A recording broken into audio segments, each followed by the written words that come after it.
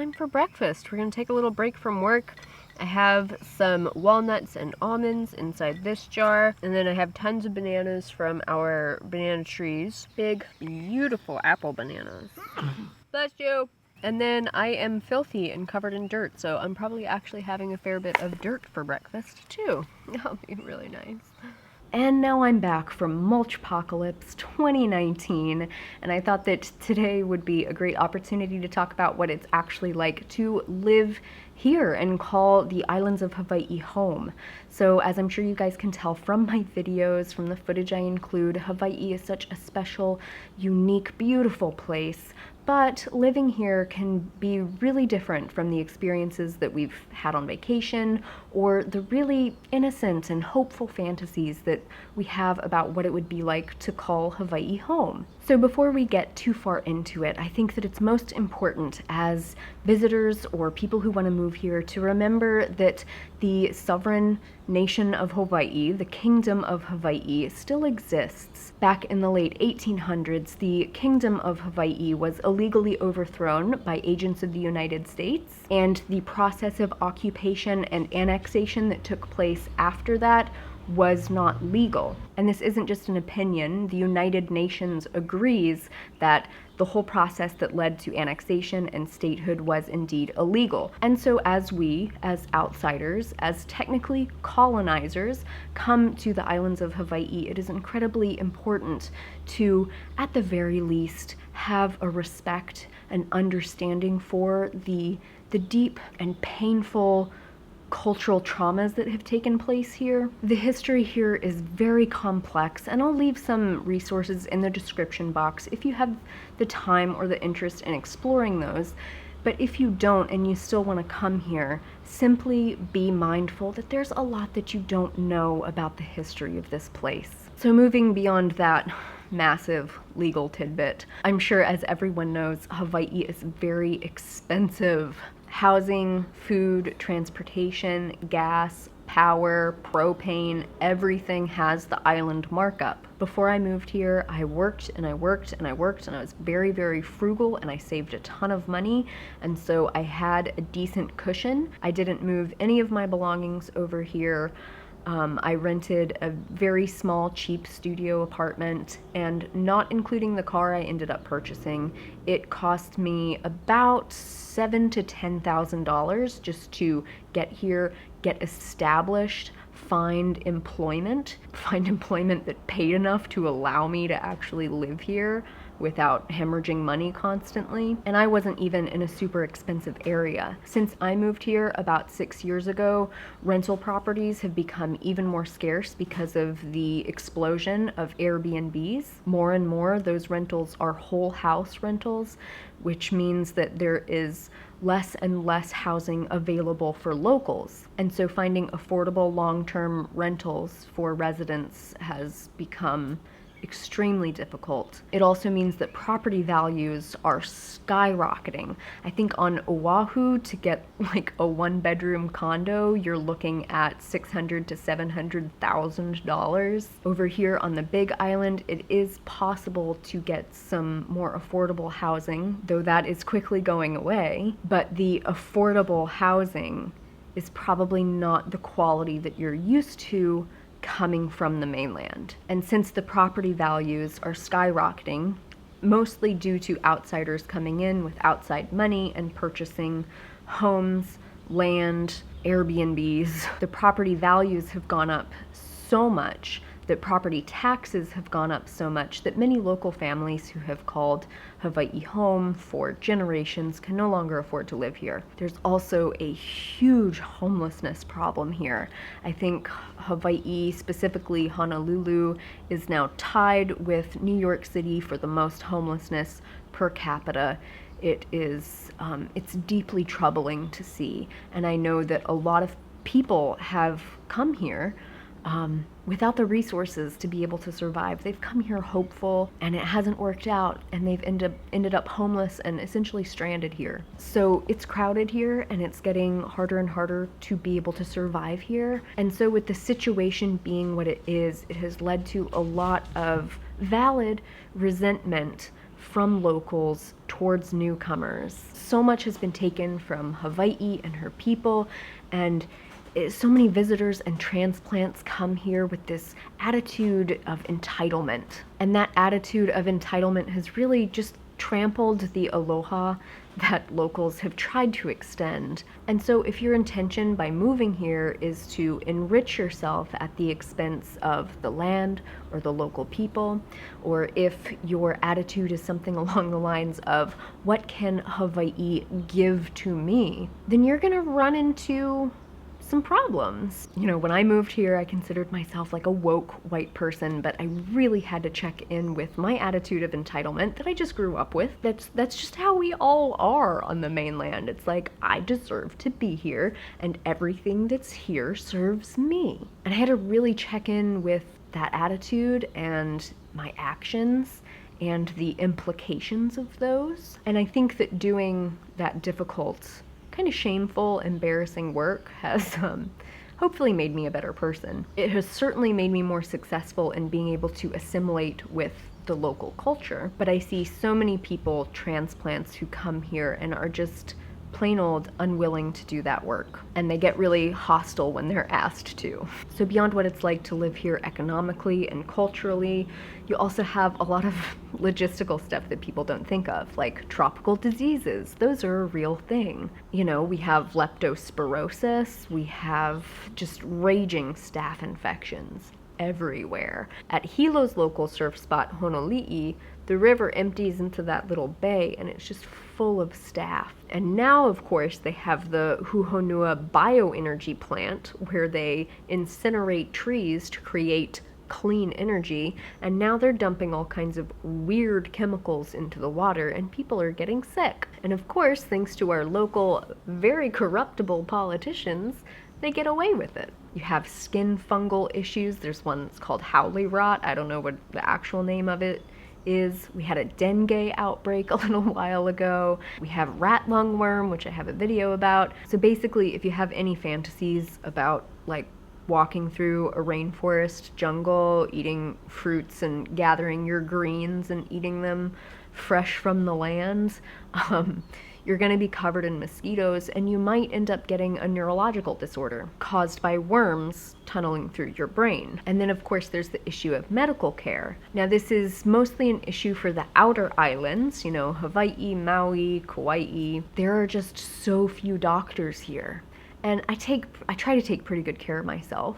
And I guess I trust that, you know, if I broke my leg or something, I'd probably get just fine emergency care. As far as specialized care or a lot of choice in what doctor you see, it's extremely limited. Even in just the small amount of interactions that I've had with doctors here, like, it's straight up appalling. I read a statistic recently in the local newspaper that if you have a heart attack in Puna, you're gonna die. You're not gonna make it because they don't have the facilities in Hilo, which is like a 45-minute drive away, possibly an hour or more.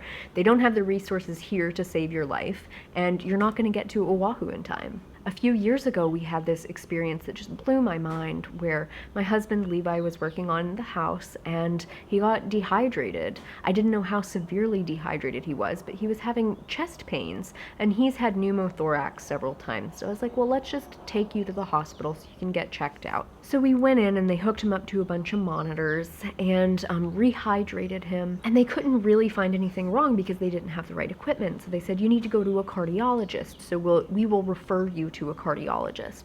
The cardiologist they referred us to was dead, and there was only one other cardiologist on this side of the island, and so we call that other cardiologist to try to get in. So finally we get the referral and we call them, and they're like, you know, we just don't have any openings, and you're young, you'll probably be fine. And so God help him, he never saw anyone. There are a lot of other specialists that fly in from Oahu, you know, once a week or something, and if you see them and you don't like them or you want a second opinion, there are no options. Also, of course, the island that I live on has 3 active volcanoes, the most active of which had a tremendous eruption last year, which wiped out several neighborhoods and some of the most precious areas on the face of the earth. in my humble opinion. And so when you live here, you're living with the volcano, and the volcano, who is deitized as Pele, does as she pleases. And that's just the way that it is. So like our property, if Mauna Loa erupts again, there's a fairly decent chance that our property is going to be covered in lava. Again, the last time it was covered was about 150 years ago. And so keeping in mind that a lot of the affordable housing that's on this island is on an active volcano, like the most active volcano, you just have to be prepared that your long-term plans could change like that. Which also reminds me to bring up the air quality. When this last eruption finished up, I think it was August or September of last year, the volcano stopped erupting, and it, to the best of my knowledge, stopped emitting sulfur dioxide gases. Before that, it was a very regular occurrence that we would have VOG, where the gases from the volcano would come to Hilo. And sometimes it would just settle in and get really thick, and your eyes would burn, and your throat would burn, and your sinuses would hurt, and you just feel wiped out and exhausted, and it's a definite stress on the body. Now, I have no idea when the volcano is going to start erupting again. Certainly she's welcome to do as she pleases, but for people with asthma or other breathing issues or sinus issues, it can be tough.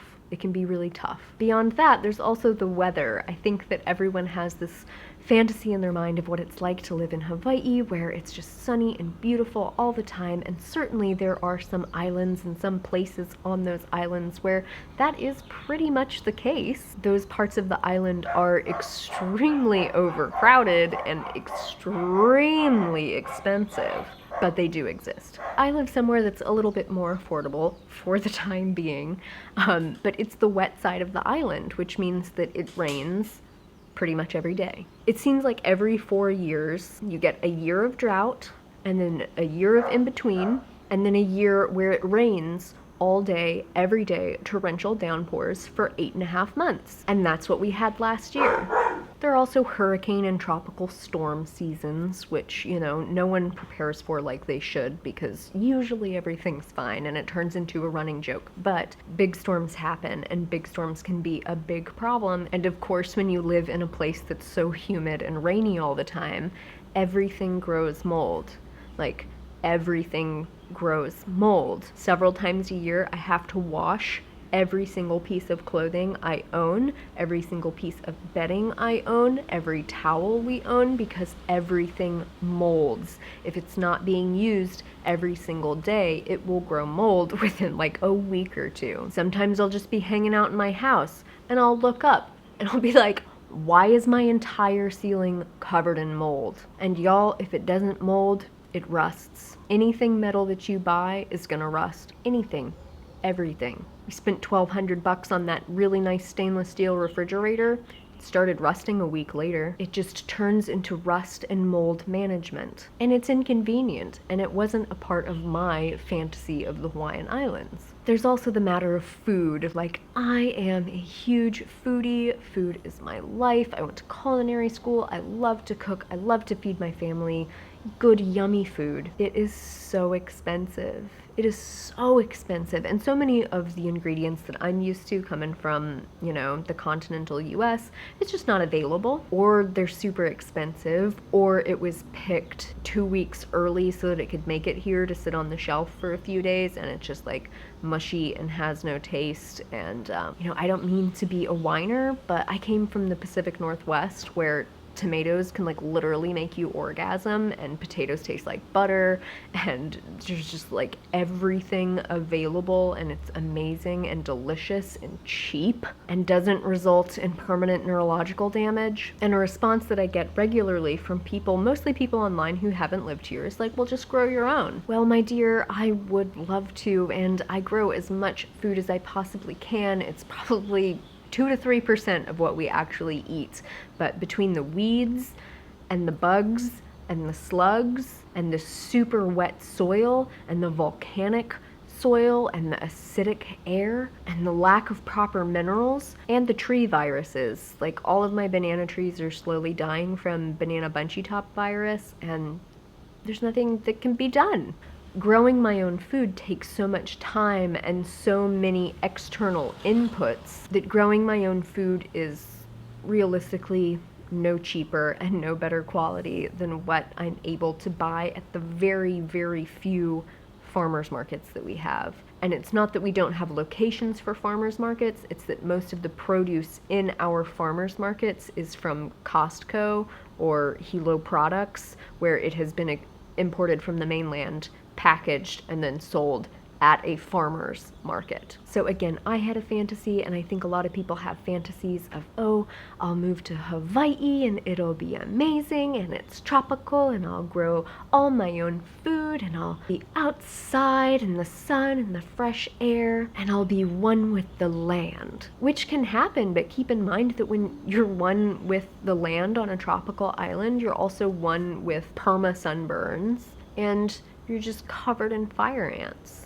all the time. Go pick some bananas, fire ants just sprinkle down all over you. And also, speaking of food, a surprising amount of the agricultural lands in Hawaii are dedicated to GMO seed growing. There are also a lot of GMO seed test sites where undisclosed amounts of pesticides and herbicides are sprayed on fields that are literally right next to residential neighborhoods and children's schools. Of course, those are usually Hawaiian homelands neighborhoods. Just like in the Hawaiian homelands neighborhood in Hilo, they have the landfill, the power plant, the airport, the seaport, and now they want to build a rocket launcher right next to Hawaiian homelands. But that's aside from the point. Back to the GMOs and ridiculous amounts of pesticides that are regularly sprayed, and then they drift into schools and send all the children to the emergency room. And thanks to our easily corruptible local politicians, they get away with it. They don't even have to tell us what's being sprayed. Now, of course, I don't want to be all negative Nancy. There are some really wonderful things about living here. You know, being warm most of the time is one of them. It is wonderful to go to the beach and, swim in beautiful turquoise water. There's just something about that that fills your heart up with so much joy. You know, I wouldn't trade anything for my beautiful yard with my banana trees. I love the tropical flowers that bloom. So, there are pros and there are cons. You just have to really think about what's important for you and what's gonna work for you, and the things that are just gonna be a little bit too much or make it not worth it. I do know that one of the more common responses to people who, complain at all or mention the more negative aspects of living on the Hawaiian Islands is to go back to the mainland. If you don't like it, go back to the mainland. And to be perfectly honest, I feel like that is great advice. Even though it might feel disrespectful at the time, it's honestly great advice. Like, if it doesn't work for you, go back to the continent. In many ways, Hawaii is magical, but it's not magical. This is reality. It's an island, and somehow when you move to an island, all of your problems are just amplified and pushed to the surface. And so if it doesn't work, it doesn't work. Most of the people that I met when I moved here have gone back to the mainland. I have very few friends who wanted to make it work here. And so I'll just specify that the things that I've discussed here, they're not deal breakers for me. And I met the love of my life here, got married to him. He has 2 kids. They're all here.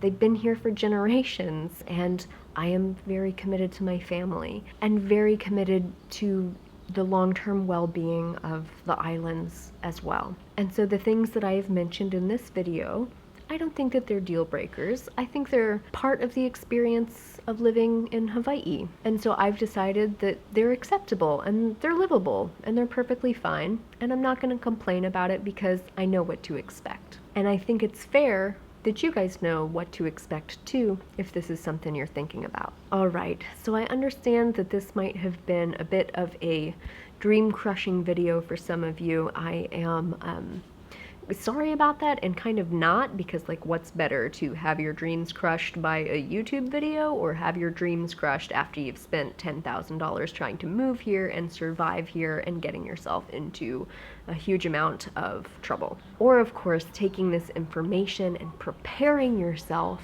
and perhaps having a successful move to the location of your dreams. Just remember that wherever you go, there you are. Your problems will follow you here. Everything that you struggle with at your home currently will also be here, probably magnified. So my sweet friends, please feel free to leave questions or comments down below. I will do my best to respond to those as I'm able, and I hope this discussion has been helpful to anyone who's thinking about moving here. That said, I will see you guys at my next meal. All right, I didn't have any leftovers in the fridge, so I made oatmeal. Probably a half a cup of oats with some sunflower seeds, pumpkin seeds, an apple, and some goji berries hiding in there somewhere. I just cooked that with water and a little splash of almond milk at the end. It's going to hit the spot, if I do say so myself, and I have a little bit of blackstrap molasses over there. I love the molasses and I hate the molasses. Mostly love the molasses. Definitely love all the calcium and iron in the molasses. So this will be my lunch. Unfortunately, today is a very big day, so I have to go out and work. So I'm gonna eat this and I will see you guys for dinner. All right, there is dinner. So I have some stir-fried veggies, onion, carrot, kale, garlic, some ginger. I just put some herbs and spices in there to give it a little punch. I have some chickpeas. They're pretty plain cooked, and then I sprinkled a little bit of kelp on top, and then I have some black tahini as the dressing, like a chili and ginger sauce that I make using my own chilies. And then I have some smashed potatoes that have curry powder on it, and some shoyu. Woo! There it is. Sorry, we're on a different tripod, so it's hard for me to get the right angle. And that is going to be everything that I ate today. I'm pretty, like, pleasantly tired from all of the work that we've been doing. Mulchpocalypse 2019 that we've done over the last 3 days. So I'm ready to eat this and go rest and then go to sleep. So I will see you guys next time. Thank you so much for watching. As always, make better choices for yourself. No one will do it for you, and take really, really good care. I will see you all very soon. Bye! All the Instagrammers wear their hair like this, so I can too.